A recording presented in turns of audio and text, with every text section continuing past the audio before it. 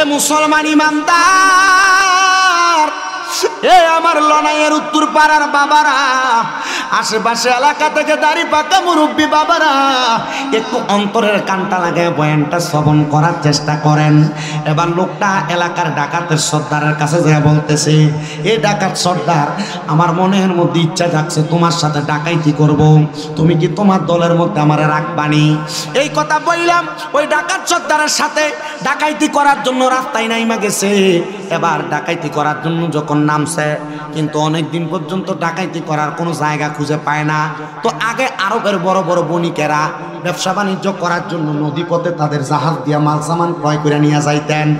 এমন টাইমে বড় বড় ব্যবসায়ীরা যখন বলক এলাকার পাশে দিয়া নদী মাতৃক এলাকার উপর দিয়া যখন যাইতেছেন, এবার পুরাটা ডাকাতের সর্দার ওই ডাকাতের পুরা গ্যাংটারে নিয়ে ওই নৌকাটার মধ্যে হামলা চালাইছে, যেন তাদের নৌকার মাল সামানগুলা নিয়ে যাইতে পারে। কিন্তু মালটা চালানোর জন্য যখন মালটা নেওয়ার জন্য যখন হামলা চালায়, যে দেখতেছে ওই নৌকার ভিতরে যে বণিকটা মাল সামানগুলা নিয়ে যাইতেছে, সবাই তাদের কর্মকাণ্ড করতেছে, কিন্তু যেই বণিকের মাল সেই বণিকে সেই জায়গার মধ্যে নামাজ পড়তেছে। ওই আবার ডাকাতের সর্দার ডাক দিয়া কয়, আল্লাহর বান্দা, তাড়াতাড়ি এই ব্যক্তিটাকে নামাজের মধ্যে ধরে ফেলো, নামাজের মধ্যে দইরা তাকে তুমি বান্ধো, তারপর আমরা তার মাল সামানগুলো আমাদের নৌকাতে উঠায়া আমরা তার মাল সামানগুলা চুরি করে নিয়ে যাব। এবার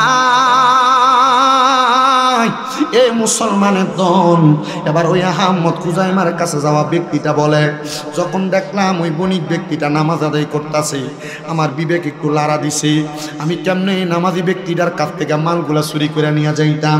নামাজি ব্যক্তিটা এমন, সে যদি কোনো দোয়া করে আল্লাহ তো কোনোদিন তার দোয়া ফিরাইতো না, সে যদি আমরা বদদোয়া দেয়, আমরা তার মালগুলা আমাদের নৌকার মধ্যে বোঝাই করার সাথে সাথে আমাদের নৌকাটা তো ডুইবা এই জায়গার মধ্যে আমরা শেষ হয়ে যাইতে পারি। এবার ওই লোকটা ডাক দিয়া কই, আমি সিদ্ধান্ত পরিবর্তন করলাম, আমি চিন্তা করলাম, আমি ডাকাত সর্দারের সাথে থাইকা আমি যদি তারা আঘাত করি, তাহলে সেই ব্যক্তিটার গুনাহটা আমি নিতে পারবো না। আবার চুরি করার কারণে রাসূল বলেছেন 3 সময় 3 ব্যক্তির ইমাম থাকে না। আপনারা বলেন কয় সময় কয় ব্যক্তির ইমাম থাকে না? এবার আল্লাহর বান্দা কয়, এমনি তো আমি চুরি করতে আসছি, আমি যদি চুরি করি আবার লোকটারে হাতের মধ্যে বান্ধি, তাহলে আমি আমার আল্লাহ তাআলার কাছে জবাব দেওয়া লাগবে, আমারও তো মরার ভয় আছে, আমি কোন দিন জানি মইরা যায়, এই চিন্তা কইরা কয় আমি আজকে ডাকাইতি করতাম না, আমি এই আল্লাহর বান্দাটারে বাঁচাইমো। ওমা গো, ডাকাইতের সর্দার আইসা ডাক দিয়া বলতেছে, কিরে তুমি কেন তাড়াতাড়ি তার হাত পা বাঁধো না, আমরা তো তাড়াতাড়ি তার মাল সামানগুলো নিয়ে যাওয়া লাগবে। এই কথা বলতে দেরি ওই ব্যক্তি তার মাজা থেকে তরবারিটা বাগিরি কইরা ডাকাত সর্দারের ঘাড়ের মধ্যে একটা আঘাত করছে। আঘাতটা করার সাথে সাথে ডাকাত সর্দার দুনিয়া থেকে বিদায় হয়ে গেছে। ডাকাইতি করার জন্য যেই লোকগুলো আসছিল সবগুলা তার এমন হুঙ্কার দেখা পালায় গেছে। আর ওই বণিক ব্যক্তিটা নামাজটা শেষ করার পরে লক্ষ্য করে বলতেছে, হাইরে তুমি বুঝি এমন একজন সতর্ক ব্যক্তি, তোমার কারণে আমি এই জায়গার মধ্যে সুন্দর একটা বাস পাইলাম, আমার জানটা ফিরা পাইলাম। হাইরে আমার মুসলমান, ও আমার লনাইয়ের বাবারা, উনি ওনার জীবন হায়াত ফিরা পাইয়া ডাক দিয়া কয়, বাবা তুমি যেহেতু আমার জীবন বাঁচাইছো, আমার এই জায়গার মধ্যে 1 টাকা না 2 টাকা না 2 লক্ষ দিরহামের মাল সামান ছিল, যারে আমার জান বাঁচানোর কারণে আমি তোরে 1 লক্ষ দিরহামের মাল দিয়া দিলাম। বান্দা কয়, আসলাম ডাকাইতি করার জন্য, জান বাঁচাইলাম, ডাকাইতি করা লাগে নাই, 1 লক্ষ দিরহামের মাল পাইয়া গেলাম। এ মুসলমান ইমামদার, আমি আমার খুতবার ধারাবাহিকতার মধ্যে আল্লাহ তাআলার কোরআনুল কারীম থেকে একটা আয়াতে কারিমা তেলাওয়াত করেছি, যে আয়াতে কারিমার মধ্যে আমার আল্লাহ তাআলা ঘোষণা করেছেন, বান্দা লা ইউকাল্লিফুল্লাহু নাফসান ইল্লা উসআহা। আমার আল্লাহ তাআলা জানায় দেন জগতের বান্দার দলেরা, আমি আল্লাহ কাউকে কারো সাধ্যের বাহিরে কোনো কিছু চাপাইয়া দেই না। এ মুসলমান, এ লনাইয়ের বাবারা, আমার আল্লাহ কাউকে কারো সাধ্যের বাহিরে কোনো কিছু চাপাইয়া দেয় না। এবার বলেন, আমরা দুনিয়াতে যত মানুষ ধনী আছে, যত মানুষ গরিব আছে, যত মানুষ পয়সাওয়ালা আছে, যত মানুষ ফকির আছে, আপনারা বলেন ধনীকে ধনী ফকিরকে ফকির বানাইছে একজন, তিনি কি? আল্লাহ। আল্লাহ বলেছেন, আমি কারো সাধ্যের বাহিরে কোনো কিছু চাপাইয়া দেই না। এবার বলেন, যেই ব্যক্তি বেড়ার ঘরে ঘুমায় তারা বেড়ার ঘরে থাকার ক্ষমতা দিছে কি? যেই ব্যক্তি বিল্ডিং ঘরে ঘুমায় তারা বিল্ডিং ঘরে ঘুমানোর ক্ষমতা দিছে কি? আমার মুসলমান ইমানদার, আল্লাহ পাকের একজন বন্ধু যার নাম হযরতে আহমদ খুজাইমা বলখি রহমতুল্লাহ আলাই, জিনার বাড়ি হইল বলখ এলাকার মধ্যে। উনি বলেন, আমি সব সময় আল্লাহ তাআলার ইবাদতে মশগুল থাকতাম। আউলিয়া কেরামের খাসিনত হলো আউলিয়া কেরাম সব সময় আল্লাহ তাআলার ইবাদতে মশগুল থাকেন। আপনারা বলেন নামাজ ছাড়া কোনো বেলায়েতি ওলিগিরি চলেনি? না না না, চলে না। হযরতে আহমদ খুজাইমা বলখ রহমতুল্লাহ আলাই বলেন, আমি যখন আমার বাড়ির মধ্যে বসবাস করতেছি, আমি তাহাজ্জুদের নামাজ পড়লাম। তাহাজ্জুদের নামাজটা পড়া আমি আমার আল্লাহ তাআলার কাছে দোয়া করলাম, আল্লাহ আমাকে আপনি যা দিয়েছেন আমি তা পাইয়া শুকরিয়া আদায় করি। ও আল্লাহ গো, আমি আহমদ খুজাইমা যখন বসবাস করি, আমি নামাজ পড়লে বড় মজা পাই, আমি রোজা রাখলে বড় মজা পাই, আমি দুনিয়ার আমল আকলাক করলে মজা পাই। অনেক মানুষ নামাজ পড়ে, নামাজের মধ্যে রোগবালা মুসিবতের কথা মনে হয়, অভাবের কথা মনে হয়, সন্তান অসুস্থতার কথা মনে হয়, আবার কোনো জায়গায় ঋণ থাকার কারণে ঋণের কথা মনে হয়। কিন্তু হযরতে আহমদ খুজাইমা বলেন, ও জগতের মানুষ, আমি যখন নামাজ আদায় করি আমার কাছে এত মজা লাগে, আমার কাছে মনে হয় দুনিয়ার সবচাইতে মজাদার খাবার যদি আমাকে কেউ এই সময় আমার জিহ্বার মধ্যে দিয়া দেয়, আমি এই খাবারের চাইতে আমার ইবাদতের মাধ্যমে বেশি মজা পাবো।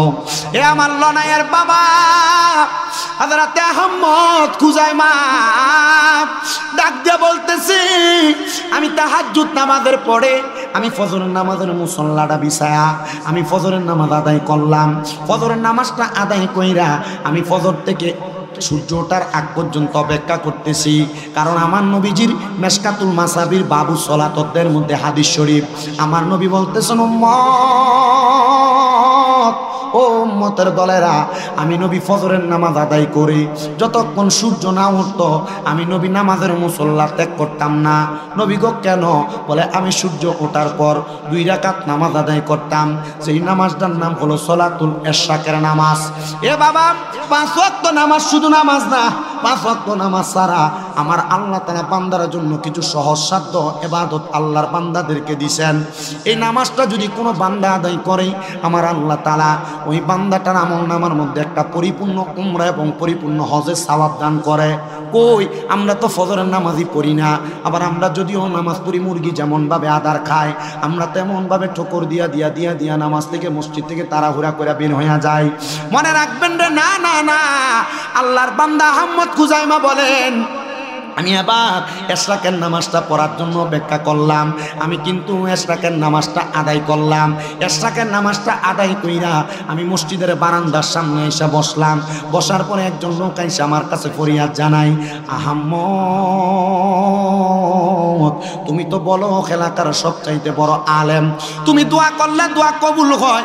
ও আহমদ, তোমার কাছে আমার একটা ফরিয়াদ, তুমি আমার জন্য দোয়া করো। আমার কোনো সম্পদ নাই, আমার কোনো টাকা নাই, আমার কোনো দৌলত নাই। আপনারা বলেন, দোয়ার কারণে ধন সম্পদ দৌলত দিতে পারে একজন, তিনি কি? নবী আমার বলে, আত-তাকদীরু লা ইয়ারুদ্দু, মানুষের তাকদীর কোনোদিন পরিবর্তন হয় না, তবে ইল্লা বিদুআ, কেউ যদি দোয়া করে দোয়ার মাধ্যমে তাকদীর পরিবর্তন হয়ে যায়।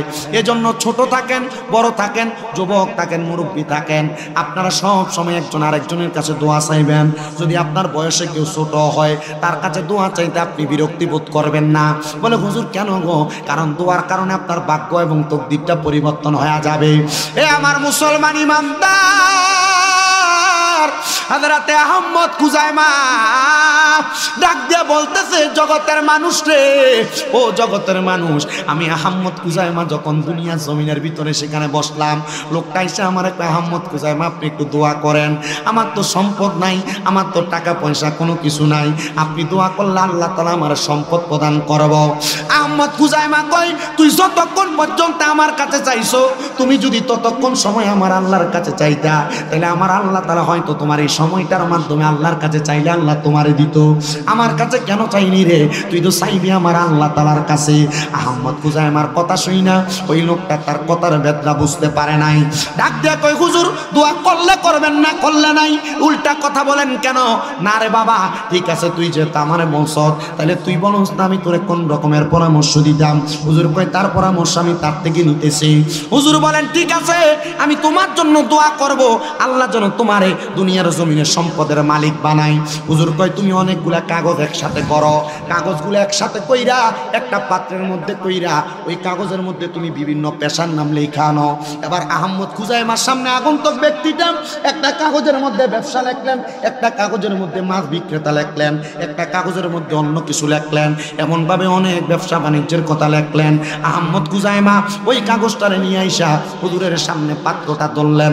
পাত্রটা ধরার পর আহমদ খুজাইমার সামনে ওই লোকটা ডাক দিয়ে কই, হুজুর কি করব? বলে, তুমি এই পাত্র থেকে একটা কাগজ উঠাও। কাগজ উঠানোর কথা বলার সাথে সাথে হুজুর বলতে, সাবধান, এই কাগজে যেইটা লেখা থাকবে তুমি সেই ব্যবসা করবা, সেই ব্যবসা করলে আল্লাহ তোমার এই ব্যবসার মাধ্যমে উন্নতি দান করব।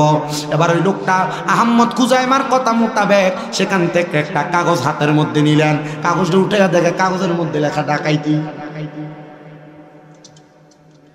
কি লেখা? আমরা কথা কন না, কি লেখা? তার মানে এর নিয়ত খারাপ আছে, এর নিয়ত খারাপ।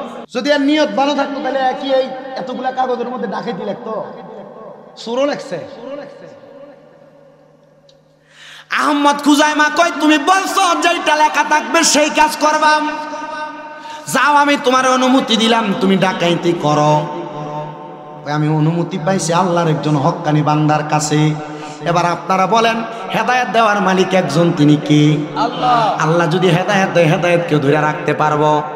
এ মুসলমান ইমানদার, এ আমার লনাইয়ের উত্তর পাড়ার বাবারা, আশেপাশে এলাকা থেকে দাড়ি পাকা মুরব্বী বাবারা, একটু অন্তরের কানটা লাগায় বয়ানটা শ্রবণ করার চেষ্টা করেন। এবার লোকটা এলাকার ডাকাতের সর্দারের কাছে যা বলতেছে, এই ডাকাত সর্দার, আমার মনের মধ্যে ইচ্ছা জাগছে তোমার সাথে ডাকাইতি করব, তুমি কি তোমার দলের মধ্যে আমারে রাখবানি? এই কথা বললাম, ওই ডাকাত সর্দারের সাথে ডাকাইতি করার জন্য রাস্তায় নাইমা গেছে। এবার ডাকাইতি করার জন্য যখন নামছে, কিন্তু অনেক দিন পর্যন্ত ডাকাইতি করার কোনো জায়গা খুঁজে পায় না। তো আগে আরবের বড় বড় বণিকেরা ব্যবসা বাণিজ্য করার জন্য নদীপথে তাদের জাহাজ দিয়া মাল সামান ক্রয় করে নিয়ে যাইতেন।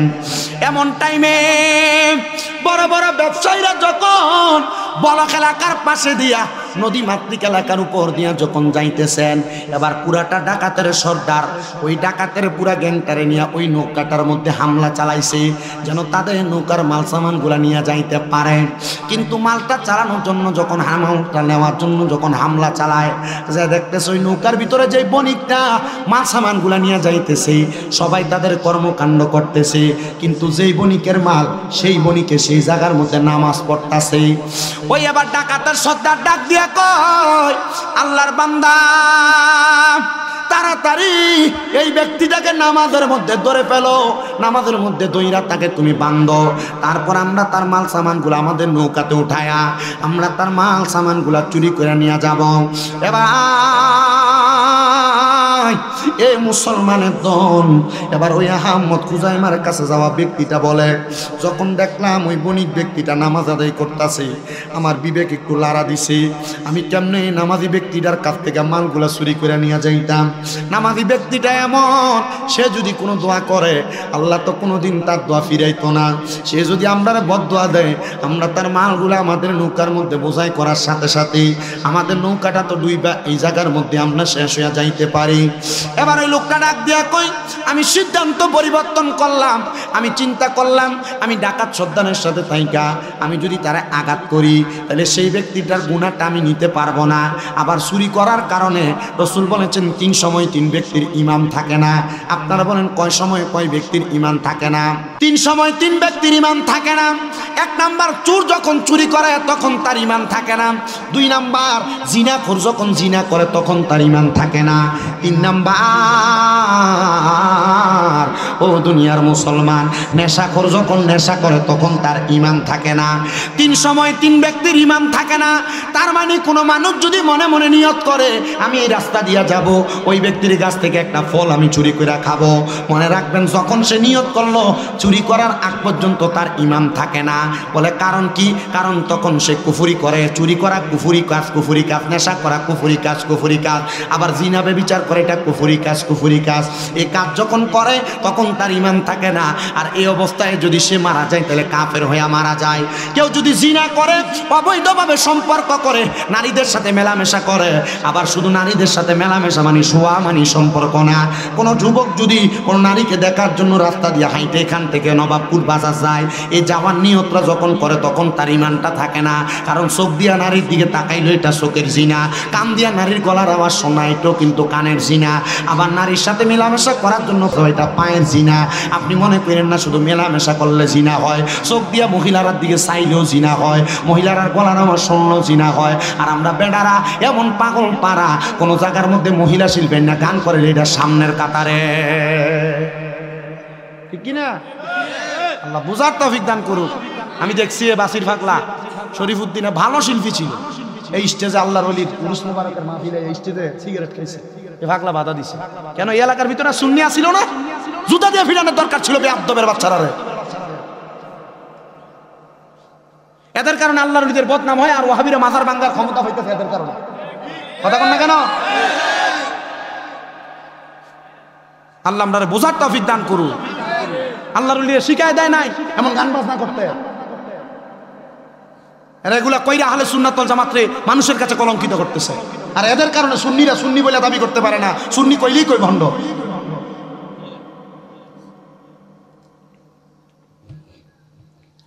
তো আমি যেই কথা বলতেছিলাম আমার বাবারা, আপনারা বলেন দুনিয়ার জমিনের ভিতরে কয় কাজ করার সময় কয় ব্যক্তির ঈমান থাকে না?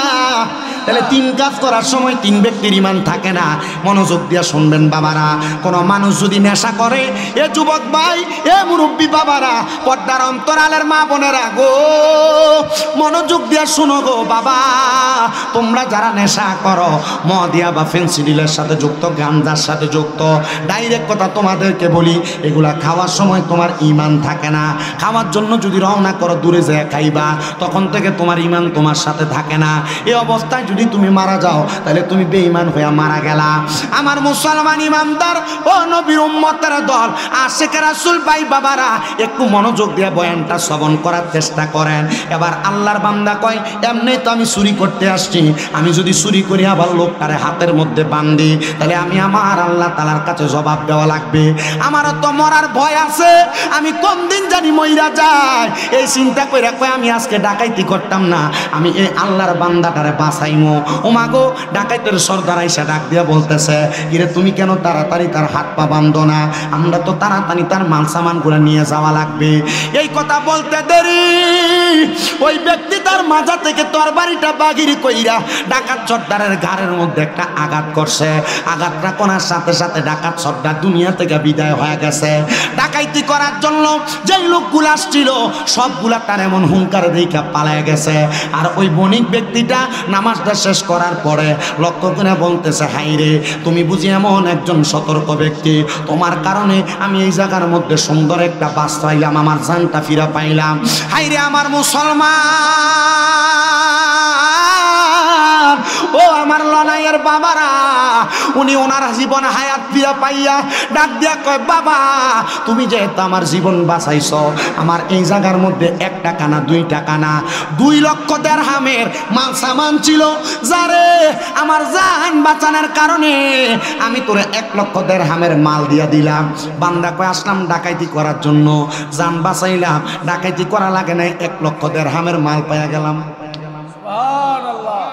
আল্লাহর ওলির কাছে গেছে চাকরির জন্য, সম্পদের সন্ধান দেওয়ার জন্য। আল্লাহর ওলির কাছে যাওয়ার পর অনেকগুলা ওয়াদা দেওয়ার পরে চাকরি পাইছেন একটা। চাকরির নাম কি? ডাকাইতি।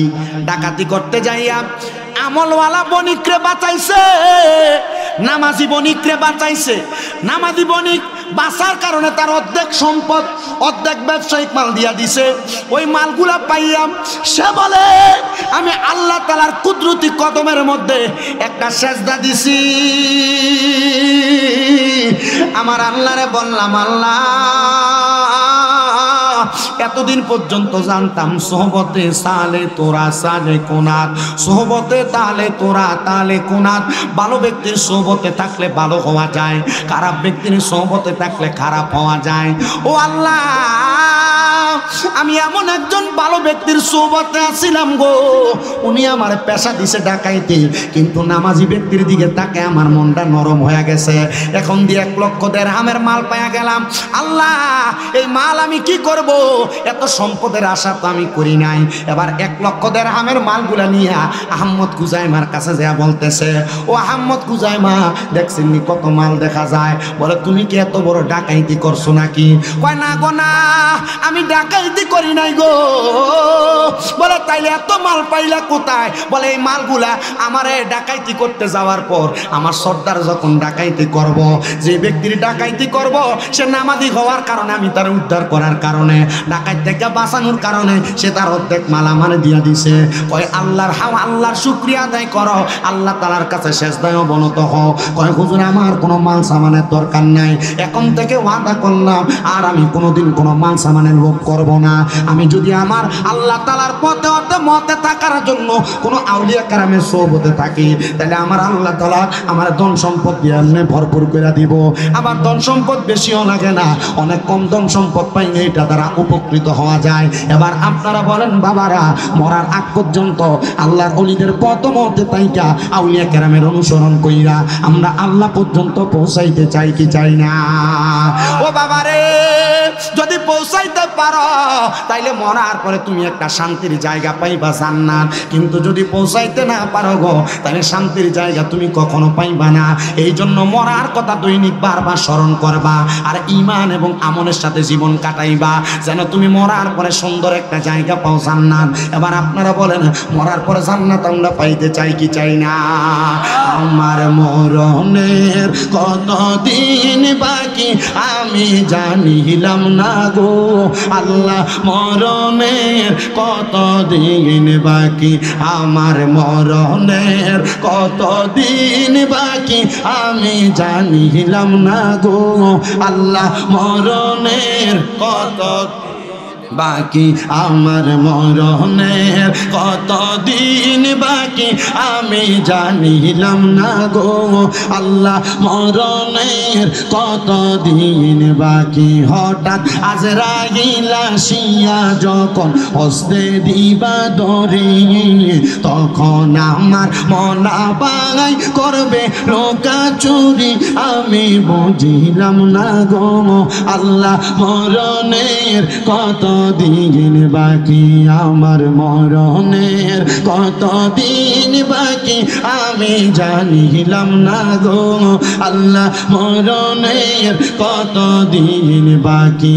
আর হায়াত হইল হাতে বাইরে, মত হইল পায়ে, যেই জায়গায় যার মরণ লেখা সেই জায়গায় সে মরে আমি বুঝিলাম না গো আল্লাহ, মরণের কতদিন বাকি, আমার মরণের কতদিন বাকি আমি জানিলাম না গো আল্লাহ, মরণের কতদিন বাকি।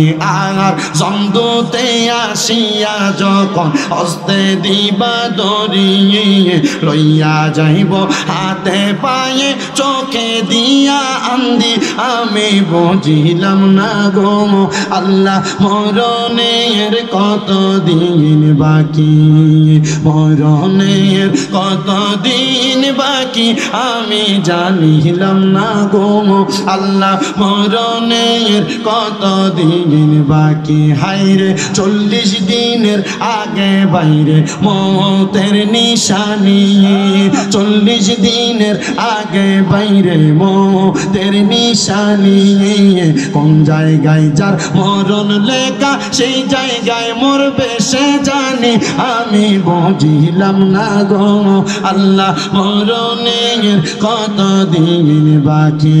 একটা জবানও বন্ধ রাখবেন না। আপনারা বলেন মরণ কথাটা কি সত্য না মিথ্যা? এ দুনিয়ার মুসলমান, এ নবীর উম্মতের দল, এ লনাই উত্তর পাড়ার বাবারা, একটু মনটা লাগে আর একটা আল্লাহওয়ালা ব্যক্তির কথা আমি আপনাদেরকে বইলা ওয়াজটাই কি টানতেছি, গভীর মনোযোগ দিয়া বয়ানটা শ্রবণ করবেন। আমরা যেই তরিকা মোতাবেক চলাফেরা করি, হুজুর গৌসে পাক বড় পীর আব্দুল কাদের জিলানী আল গিলানী, ওনার নামটা তো আপনার নতুন শুনি নাই, ওনার দরবারের কথা আমরা কম শুনি নাই। আপনারা বলেন গৌসে পাক কি কম দামি অলি না বেশি দামি? সব অলিদের কাদের মধ্যে গৌসে পাকের কদম আছে, জোরে কন্যা মারহাবা। এ মুসলমান ইমানদার, হুজুর গৌসে পাকের দরবারে চোরের কাহিনী তো আপনারা জানেন, কম্বল দিয়া পেঁচাইছে অনেক কথা। কিন্তু আরেকদিন গৌসে পাকের দরবারে আরেকটা চোর আসছিলেন গৌসে পাকের ঘর থেকে চুরি করার জন্য, কিন্তু গৌসে পাকের ঘর থেকে চুরি করতে পারেন নাই। গৌসে পাক আব্দুল কাদের জিলানী রাত্রবেলা ইবাদত করে সময় কাটায়, চোর চুরি কইরা গৌসে পাকের দরবার থেকে বের হয়ে যাবে, এমন টাইমে গৌসে পাক ডাক দিয়া কয় কিরে চোর, চুরি কি করলি না? আমার ঘর থেকে এমনি চলে যাস? চোর ডাক দিয়া কয় হুজুর আমি তো চুরি করতে আইছি না, আমি আইছি মুড়ি দইবার লাইগা। আইছে মূলত কেন? চুরি করার লাগা। কইছে কি? আইছে চুরি করতে, হইছে কি? মুড়ি দেওয়া মানে কি দরবারের টুপি মাথায় লাগে আডন আর মসজিদে নামাজও আমরা নামাজ পড়ি না এমন কথা দি কয় না দি না। মুড়ি দেওয়ার মানে কি এমন যে ধরেন জালালিয়া ধরেন মেজবানটা ধরেন যে কোনো জায়গার মুড়ি আপনি যে কোনো দরবারের মুড়ি দেওয়ার মানে কি এইটা যে আমি মুড়ি দিলাম দরবারের টুপি আমার মাথায়, আমি শুননি, আমি দাবি করলাম মসজিদে নামাজ হয়, আমি নামাজে নেই। এই মুড়িদের কারণে পুরা দরবারের বদনাম। কথা কন না কা? এই পর্যন্ত কোনো পীর মাসে কোনো মুড়িদে বলে নাই যে নামাজ পড়িস না। কথা কয় না কেন? ঠিক না? কিন্তু মুড়িদ যদি না পড়ে মুড়িদের কারণে পুরা দরবারের বদনাম, ঠিক না? আল্লাহ তাআলা আমাদেরকে সহি সমঝ দান করুন। হক্কানি রব্বানি মাশায়েখ এজামদের সোহবতে থাইকা ঈমান আকীদাকে মজবুত কইরা নামাজ আদায় করার তৌফিক দান করুন। তোলেন আপনার নামাজই তো মেরাজ, কিন্তু আমরা নামাজ পড়ে নামাজের ভিতরে মশা মারে না, ঠিক কি না? আল্লাহ বুঝার তৌফিক দান করুন, জোরে পড়ে না আমিন। হুজুর গাউসে পাক আসছো কেন? আইসে চুরি করতে, কয় হুজুর মুড়িদ হইতে। কয় তাইলে মুড়িদ হইয়া যাও, এখন বাড়িতে যাও না। কয় হুজুর বাড়িতে যাই তারপরে সিদ্ধান্তটা আবার কইমু।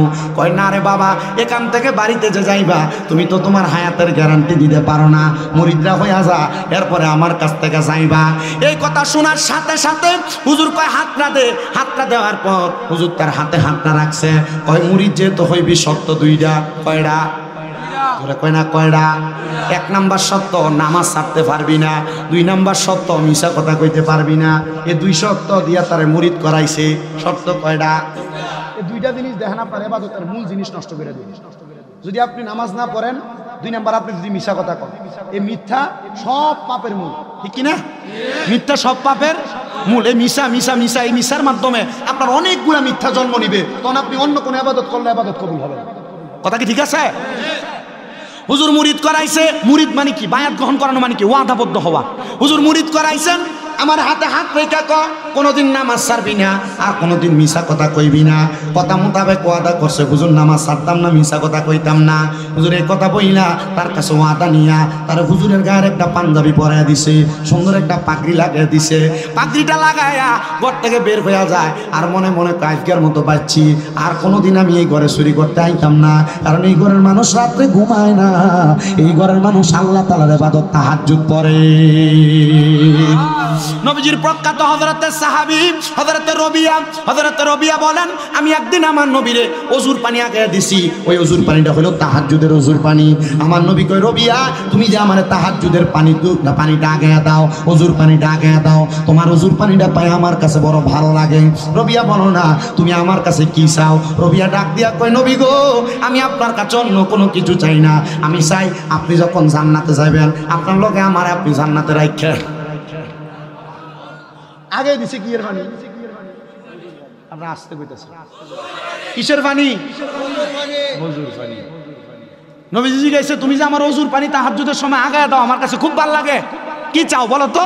রবিয়া ডাক দিয়া কয়, নবী আপনার সাথে আমি জান্নাতে আখিরাতের মধ্যে সব জায়গায় থাকতে চাই, আমার নবী কয় মসজিদের মুসল্লাটারে তোমার কপালের স্থান বানাও, মানে নামাজটার মধ্যে তুমি মনোযোগ লাগাও, দেখবা তুমি জান্নাতের মধ্যে আমি নবীর সাথে থাকবা। এ আব্বুজিরাম, এ নবীর উম্মতের দল, ঠিকই ওই রবিয়া ইন্তেকাল করার পরে নবীজির সাহাবায়ে কেরাম স্বপ্ন দেখছে ওই রবিয়া জান্নাতের মধ্যে একটা ঘরে অবস্থান করতেছে। ওই ঘরটার নাম হলো মাকামে মাহমুদের সবচাইতে প্রশংসার জায়গা জান্নাতুল ফেরদাউস। জিজ্ঞাসা করে তুমি এই ঘরে কার জন্য অপেক্ষা করো? কই রহমতের নবীর জন্য। কই নবী কি তোমার ঘরে যাবে? নবীর জন্য তো আল্লাহ আরো সুন্দর জান্নাত রাখছে। কই যত সুন্দর রাখুক না কেন আমি আমার নবীর সাথে থাকব, কারণ আমার নবী কইছে তাহাজ্জুদের পানি আগে দেওয়ার কারণে, আমার নবীর সাথে আমি নবীর কথা মোতাবেক নামাজ পড়ার কারণে আমার নবীর সাথে আমি জান্নাতে থাকবো, সব জায়গার মধ্যে থাকবো। আমি এই জন্য সব জায়গায় থাকবো বিদায় আমি জান্নাতের মধ্যে নবীর জন্য অপেক্ষা করি। জোরে কোন সুবহান। সূরা ডাক দিয়া কয় আজকের বাচ্চা বাচ্চা আর কোনোদিন এই বাড়িতে আইতাম না চুরি করতে, কারণ এই বাড়ির মানুষ ঘুমায় না। কি পড়ে? নামাজ পড়ে। কি নামাজ? জোরে কোন না কি নামাজ? বলো হুজুর 5 ওয়াক্তের খবর হইতো না, তাহাজ্জুদ ফরাম কোন সময়? আল্লাহর কসম, সমস্ত পৃথিবীর জমিনে যত ওলিরা পীর দাবি করে একজনও তাহাজ্জুদ নামাজ ছাড়া পীর হইতে পারে নাই, ওলি হইতে পারে নাই। যদি মনে করো যে হ্যাঁ হুজুর হক্কানি পীরের নামাজ আদায় করে ওলি হইছে, হক্কানি পীরের নামাজ ছাড়া ওলি হয় নাই, আল্লাহ আমারে বোঝার তৌফিক দান করুন। জোরে কোন আমিন। এ দুনিয়ার মুসলমান, এ নবীর উম্মতের দল, এ ঘর থেকে চুরি করে বাইর হইয়া ফজরের সময় একবারে কাছাকাছি এবারে ঘর থেকে বাইর হইয়া সামনে গেছে, যে দেখতেছে বড় একটা রাজপ্রাসাদ। চিন্তা করছে রাজপ্রাসাদের মধ্যে চুরিটা করি, কারণ রাজারা সারা রাত্র পর্যন্ত আড্ডা ফিটটা ফজর আগ মুহূর্তে যায় কিন্তু ঘুমায়। আর আমরা সমাজে এখন রাজা হওয়া লাগে না, 2-1 টাকা কামাই করতে পারলে আর যে একটা মোবাইল হাতের মধ্যে আয় বসে পুরা রাত মোবাইলটা টিপবা, ফজরের সময় আজানটা দিলে এরপরে সাজা লাগে ঘুমাইতে যায়। আপনারা কোন ঠিক নেবে? ঠিক। এটি জ্বালায় আবার চুরি করে শান্তি পায় না। আরে বাবা, ও নবীর উম্মতের দলেরা, এবার বাদশার রাজপ্রাসাদে ঢুকবো। এমন টাইমে রাজপ্রাসাদের দরজার মধ্যে প্রহরী ডাক দিয়া কয়, এ কে আপনি? বলে তোমার বাদশার বাড়িতে চুরি করতে যাই। এবার ওই প্রহরী ডাক দিয়া কয় ঘুম ঘুম চোখের ভিতরে, কিরে চোর তো কোনোদিন শিকার যাইতো না, আমি চোর চুরি করতে যাই। চোরে শিকার করে? রিমান্ডে দিল, জীবনও শিকার যায়। এ বাবা, চোর কয় চুরি করতে যাই। ডাক দিয়া কয়, ওই দারোয়ান বলতেছে চোর কোনোদিন তো শিকার যায় না। তাইলে বুঝলাম মনে হয় বাদশার বন্ধু হইব। ঘরের ভিতরে যাইয়া বড় বড় সিন্দুক গুলা খুইলা মাল সামান গুলা একসাথে নিচে এমন টাইমে দিছে ফজরের আজান। হিসাব কইছে মুরিদ যা তৈবি 2 কাজ করিস না। বলে মিশা কথা কইস না, 2 নাম্বার নামাজ ছাড়িস না। উনি কয় আমি আমার সব মাল দি গাছটি বেঁধে আমার পাশে দিয়া রাখিয়া নামাজে দাঁড়ায় গেছি। নামাজ চুরিও করে, নামাজও পড়ে, নামাজের মধ্যে দাঁড়িয়ে গেছি। নামাজের মধ্যে দাঁড়ানোর কারণে এমন টাইমে বাদশারও ঘুম ভাঙছে, নামাজ পড়ব। বাদশা বাইর হইয়া আইসা যখন আমার দেখতেছে সব ঘরের মাল সামান চুরি, এক জায়গার মধ্যে সব গাঁটটি করা। ডাক দিয়া কয় মাল সামান গুলা সব এই জায়গার মধ্যে। বলে আপনি কে গো?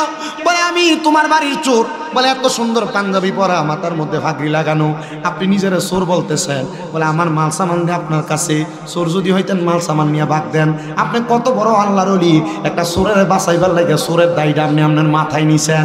কয় না আমি চোর। বলে দেখছেন নি আপনার কত পাওয়ার, আপনি চোর হইয়া আপনি চোর না হইয়া এত বড় পাঞ্জাবি ফেরা চুরি করতে চোর জীবনও আসে না। আপনি আমার কইতেছেন আপনি নাকি চোর? আপনি কি আমার বলবেন নি আপনি চোর না? আপনি বড় মাফের আল্লাহর ওলি। হুজুর যা অবস্থায় আছে আপনি যেহেতু বাঁচাইছেন এগুলো নিয়ে যান, আমার বাসাইও নিয়ে যান। যেই ব্যক্তি নিজে চোররে বাঁচাইবার লাগে নিজের গাড়ে চোরের দায়িত্ব লইয়া যায়, আপনি চোর না, আপনি বড় মাফের আল্লাহর ওলি, আপনি আমার মুরিদ করাই দিয়ে যান। কাইছি চুরি করতাম, এখন এর আগে চুরি করতে যাইয়া মুরিদ হইছি, এখন চুরি করতে যাইয়া মুরিদ বানাইতেছি। আপনার কষ্ট হইতেছে? বহুত কষ্ট করে এটি বাইর করিও আসবে। যদি আপনার এটি শোনার পরে যদি মনে করেন যে না চোর এ নামাজ পড়ছেনি, আপনি খারাপ কাজ করছেন, করতে করতে করতে করতে আপনি একবারে বাঁধ হয়ে গেছেন, তওবা করেন, মসজিদে আসেন 2 রাকাত নামাজ পড়েন। না আমরা সমাজের মানুষের তো খাচ্ছ খারাপ। কোনো মানুষ যদি নামাজ না পড়ে, আটকা যদি নামাজ পড়ে, মসজিদে বাড়িলে কি নতুন নাকি কথা কন না কেন? আবার টুপিটা লাগে যদি মসজিদে যা, কি কবে থেকে কথা কন না কেন? আর তে নামাজ ধরছে, তার টিস্কারির কারণে সে নামাজ ছেড়ে দিতেছে। কথা কন না কেন? আল্লাহ আমাদেরকে সহি সমঝ বুঝার তৌফিক দান করুন। আমিন।